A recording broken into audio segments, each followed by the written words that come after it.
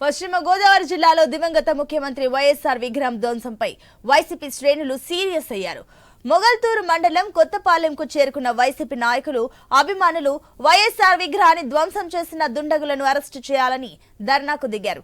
కొత్తపాలెంలో ఎన్నికల అనంతరం విగ్రహం చెయ్యి విరగ్గొట్టి ఇప్పుడు పూర్తి విగ్రహాన్ని పడగొట్టడంపై వైసీపీ శ్రేణులు ఆగ్రహం వ్యక్తం చేస్తున్నారు. ఘటనను పరిశీలించి కూటమి నాయకులపై వైసీపీ శ్రేణులు అనుమానాలు వ్యక్తం చేస్తున్నారు.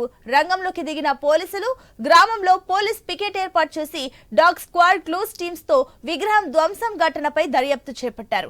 నిందితులను తక్షణమే అరెస్టు చేయాలంటూ వైసీపీ శ్రేణులు డిమాండ్ చేస్తున్నారు.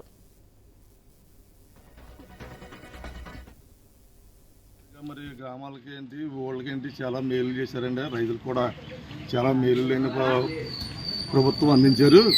మరి ఎలా మరి ఆయన విగ్రహాలు పడగొట్టడం అనేది చాలా చెప్పుకోదగ్గ విషయం కాదండి. ఇది చాలా అన్యాయం.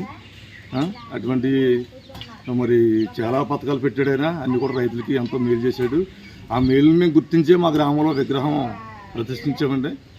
మరి ప్రభుత్వం మారాక మరి ఇలాగా కొద్దిగా ఆయన్ని ఇలాగ విగ్రహాలని పాడు చేస్తున్నారు. అటువంటివి జరగకుండా చూడాలి.